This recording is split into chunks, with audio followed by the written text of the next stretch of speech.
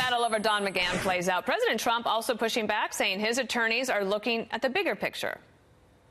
They're doing that for the office of the presidency for future presidents. I think it's a very important precedent.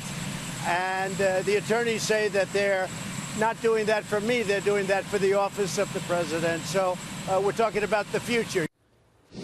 Let's bring in Bret Baier. He's anchor of Special Report. He's author of many books, including, I think, a new one that's coming out soon, which we'll have you back to talk about. But right now, if we could talk about this push. I wanted to maybe just paint a picture for people so that they understand. But the president actually is surrounded by some lawyers who actually worked to protect the office of the presidency in previous administrations, including Bill Clinton and also the George W. Bush administration. This is Emmett Flood, the lawyer that's there at the White House. I think that this is important for people to understand. This is not just a partisan thing. You have people have different thoughts about the branches of government and the office of the presidency in particular. That's exactly right, Dana, and this is not just this president. You would hear some of the talk from Democrats up on Capitol Hill and say this is very unique and unprecedented.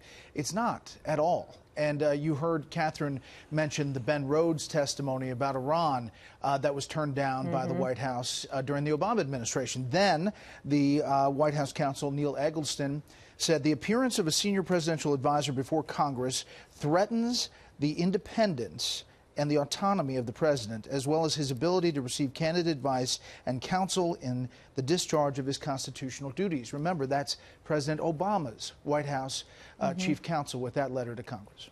The other story that I want to get your take on, because you're there in D.C. and you can sort of feel when things are bubbling up, and this is whether Nancy Pelosi really does face a rift within her party about whether to go for impeachment against the president. Listen to her with an interview with Mika Brzezinski on MSNBC. Doesn't it put more pressure on you that a conservative Republican says the threshold for impeachment has been met? No. No? No. Why? Well, we have to, this isn't about politics, it's not about passion, it's not about prejudice, it's not about politics, it's about patriotism, and it's about the presentation of the facts so that the American people can see why we're going down a certain path.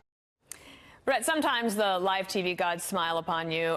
In my ear, while we were playing that interview, we just found out that Nancy Pelosi, the Speaker of the House, has called a special meeting tomorrow morning at 9 a.m. with House Democrats, in particular, to talk about this very issue, impeachment. So I think I'm answering my own question.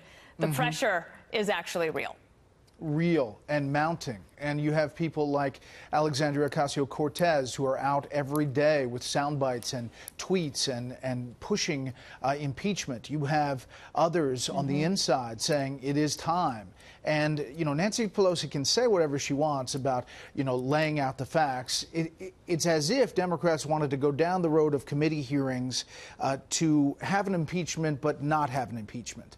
Because the political gamble here is that you go down the road and it turns the other way on Democrats, and the public perceives they're just obsessed with impeachment and not getting other things done. And it's quite partisan. If you look at the Fox News poll, I think we just released this last week, you see Democrats are a yes for impeachment at 72%, Republicans against it at 87%, independents very much split. And I think that's why you see this interesting tension that you have House Democrats that maybe feel this way. And I'm not saying their constituents don't, they probably do.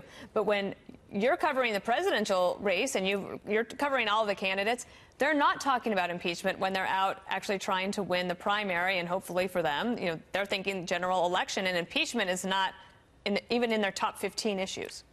That's right, and they're not getting asked about it a lot. However, I will say more and more candidates, Dana, as you know, are starting to mention it to try to get oxygen.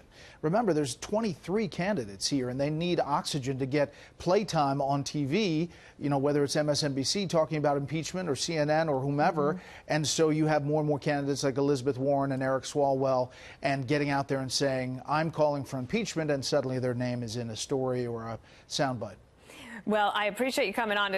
That we have a little breaking news there. Speaker Pelosi calling for a meeting at 9 a.m. House Democrats to try to figure out what they're going to do on impeachment. I'm sure you will cover this on Special Report at 6 p.m. Eastern. We'll watch you there. Thank you, Bret Baier. Thanks, Dana. And be sure to check out Bret's weekly podcast, The Candidates. This week, he and his all-star panelists analyzed Joe Biden's campaign. It's available for download on iTunes or wherever you listen. I listened this morning. It was very informative.